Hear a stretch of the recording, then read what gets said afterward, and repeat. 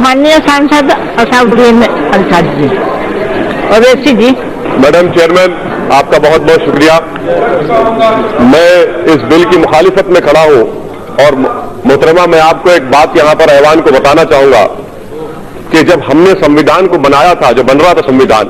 खैर मकदम है आपका MIM भारत में। दोस्तों, ये बैरिस्टर असदुद्दीन ओवैसी के पार्लियामेंट की वो ज़ोरदार तकरीर है जब उनने सिटीज़नशिप अमेंडमेंट एक्ट बिल को सरे पार्लियामेंट फाड़ दिया था। और उन्हें फाड़ने से पहले ये बात कही थी कि ये बिल इसलिए मैं फाड़ रहा हूँ क्योंकि ये हिंदुस्तान को बंटवारा करने या बांटने का बिल है। इस बिल में मुसलमानों के साथ धर्म के आधार पर डिस्क्रिमिनेशन किया गया है। और ये अमित शाह को यानी होम मिनिस्टर को सीधा सीधा सवाल करते हुए उन्होंने कहा था कि आप तो चीन के बारे में बहुत सारी बातें कर रहे थे, आज भारत हिस्सा चीन के पास है लेकिन आपके मुँह में ज़ुबान नहीं है। लेकिन आप आसाम के उन 5 लाख हिंदू जो बंगाली हिंदू हैं उनके लिए आप सिटीजनशिप अमेंडमेंट एक्ट ला रहे हैं कि क्या ये बात सच नहीं है कि यदि एक मुस्लिम और एक हिंदू सिटीजनशिप के लिस्ट में नहीं आते हैं तो CAB के तहत तो हिंदू को तो सिटीजनशिप मिल जाएगा लेकिन मुसलमान स्टेटलेस हो जाएगा। बिल को फाड़ने से पहले उन्होंने कहा कि बिल डिस्क्रिमिनेटरी है और सन 57 के जंग आज़ादी के मुजाहिदों की तौहीन है और मैं इस बिल को फाड़ता हूँ। और उस वक्त में इस वक्त में कितनी गिरावट हो गई है, ज़हनी तौर पर, अखलाकी तौर पर, तहजीबी तौर पर, दिमागी तौर पर, नफ्सियाती तौर पर। जब संविधान का प्रियम्बल बन रहा था अक्टूबर 17, 1949 को मैडम, तो उस वक्त KM पाठक रुकन थे कॉन्स्टिट्यूएंट असेंबली के। उन्होंने कहा था कि प्रियम्बल की शुरुआत भगवान के नाम से होगी या खुदा के नाम से होगी। आपको जानकर हैरत होगी कि राजेंद्र प्रसाद साहब ने जाकर कहा कि नहीं, संविधान की शुरुआत भगवान या खुदा के नाम से नहीं हो सकती। वोटिंग हुई, वोटिंग में KM कामत साहब हार गए। जब संविधान का प्रियम्बल लिखा जा रहा था तो उसको भगवान खुदा के नाम से नहीं लिखा गया। अब वो ऊंचाई और ये पस्ती देखिए आप कि एक कानून ऐसा बनाया जा रहा है जो मजहब की बुनियाद पर बनाया जा रहा है। मुझे शिकवा इस बात का नहीं है, गम इस बात का नहीं है कि आपने मुसलमान को नहीं रखा। मुझे गम इस बात का है, आप मत लीजिए किसी पाकिस्तान से मुसलमान को, अफगानिस्तान से, मुझे उससे कोई मतलब ही नहीं है। मेरे बुजुर्गों ने जिना के पैगाम को ठुकराया। हमने मौलाना अबुल कलाम आजाद के जुमले को यकीन किया कि इस्लाम का इस मुल्क से 1000 साल का ताल्लुक और हिंदुइज्म का 4000 साल का ताल्लुक है। मुझे गम इस बात का है कि आज हुकूमत को, जिसने संविधान पर ओट लिया, आज इस्लाम से, मुसलमानों से इतनी नफरत क्यों? आखिर क्या है? हम इंसान हैं, इस मुल्क के बाइज़ शहरी है। आखिर इस नफरत का, इस डिस्क्रिमिनेशन की वजह क्या है? आप मत लीजिए किसी को। मैडम, मैं ये क्यों कह रहा हूं, बता रहा हूं। मैं जानना चाहूंगा होम मिनिस्टर साहब से कि इस बिल को NRC के नजर से देखने की जरूरत है। जो आसाम में NRC हुआ मैडम, वहां पर 19 लाख लोगों के नाम नहीं आए, जिसमें से खुद वहां के मंत्री कहते हैं कि 5,40,000 बंगाली हिंदू है। मैं होम मिनिस्टर जानना चाह रहा हूं कि सेक्शन 5 के तहत, ये जो सेक्शन है ना मैडम, सेक्शन 6A के तहत जितने बंगाली हिंदू हैं उन पर जो मुकदमा चलेगा वो अबेट हो जाएगा। और किस पर मुकदमा चलेगा? फॉरेन सिविल से मुसलमानों पर। बताइए होम मिनिस्टर साहब, ये डिस्क्रिमिनेशन नहीं है? आर्टिकल 14 फेल का होता है, जहां पर मजहब आ जाता है, रीजनेबल क्लास वहां पर फेल हो जाता है। आप NRC आसाम के 5,40,000 बंगाली हिंदुओं के लिए आप यह कानून बना रहे हैं। और जब NRC हो जाएगा, अगर अमित शाह साहब का नाम नहीं आएगा और उन्हीं के पार्टी के किसी एक मुसलमान का नाम नहीं आएगा तो CAB के जरिए अमित शाह का नाम आ जाएगा, मुसलमान का नाम नहीं आएगा। ये इनकी साजिश है कि स्टेटलेस बनाना मुसलमानों को।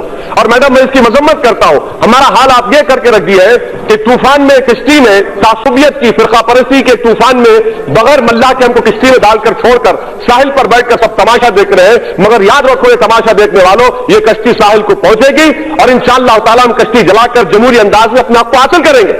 ये ऐवान को समझने की जरूरत है। तीसरी बात मैडम जो मैं आपके सामने रखना चाहूंगा कि POK, sir POK, home minister साहब अब ये क्यों भूल जाते हैं कि 1/3 एरिया हिंदुस्तान का चीन में है? आप डर रहे हैं क्योंकि कल अगर दलाई लामा मर जाएंगे, नया दलाई लामा आएगा तो आप उसके लिए रोक रहे हैं कि तिब्बत के लोगों में मुसलमान नहीं है। क्यों नहीं देते आप दलाई लामा? आप इंतजार कर रहे हैं। मैडम, यही तो हम पूछ रहे, चीन के बारे में क्यों नहीं रखते आप? क्यों डर रहे चीन से आप? 1/3 एरिया चीन, भारत का चीन में है और खुद होम मिनिस्टर ने कहा था एक्साइज चीन पर नहीं छोड़ेंगे, आज आप छोड़ दिए। इतना क्यों डरते चीन से आप? चौथी बात मैडम, क्या हमारे होम मिनिस्टर साहब जानते हैं टाइगर सिद्दीकी कौन था? टाइगर सिद्दीकी वो शख्स था जिसको हिंदुस्तान में हमने पनाह दी, मुक्ति वाहिनी बनाई और बांग्लादेश बना। अगर ये लोग सरकार में होते तो टाइगर सिद्दीकी कभी नहीं बनाता मुक्ति वाहिनी को। और वह पांचवी बात मैडम, अफगानिस्तान की बात कर रहे हैं, यकीनन आप जानते हैं तालिबान आएगा। जब तालिबान आएगा तो आपको जरूरत है हजारा की, ताजिक की, आपको जरूरत है भारत में, ताकि हम स्ट्रेटेजिक कंट्रोल कर सकें। मगर आपके कानून की वजह से आप उन तमाम ताजिक को, उज्बेक को, तालिबान जो हुकूमत करेगा अफगानिस्तान में, आपका तो काट चला गया। ये आपकी सोच है, ये आपका विजन है। मुझे उम्मीद नहीं थी कि इतना बड़ा ब्लंडर स्ट्रेटेजिक सिक्योरिटी के एंगल से आप लोग करेंगे। अफगानिस्तान में सिख है, मैं जानता हूं, तालिबान के जमाने में होम मिनिस्टर साहब जानते हैं कि करेंसी का पूरा मामला सिखों के पास था, आज भी उन्हीं के पास है। और क्या गारंटी ले रहे होम मिनिस्टर साहब कि पाकिस्तान को ना हिंदुस्तान के हिंदुओं से मतलब है ना पाकिस्तान से मतलब है, वो घुसाएगा यहां पर, आप कैसे रोकेंगे? और क्या आप बताएंगे मैडम कि कितने लोग हैं जिनको आप सिटीजनशिप देने जा रहे? नंबर बताइए, स्टेट वाइज बताइए, कहो कह रहे हैं मैडम। और एक बात, ये कानून जो बनाया जा रहा है इसलिए बनाया जा रहा है कि दोबारा पार्टीशन हो। ये कानून तो हिटलर के वो कानून से ही बदतर है, उस कानून से ही बदतर है। कहां लाकर छोड़ दिए भारत को आप? अगर आपने संविधान पर रोक किया था, हम मुसलमानों का गुनाह क्या है? क्या मुसलमान है? मुझे पाकिस्तान से मत लीजिए, अफगानिस्तान से मत लीजिए, मगर इस्लाम के ताल्लुक से, मुसलमानों के ताल्लुक से इस ऐवान को सोचना पड़ेगा। आप जो मैसेज दे रहे हैं, आपकी वजह से पॉलिटिकल माइग्रेशन हो गया मुसलमानों का।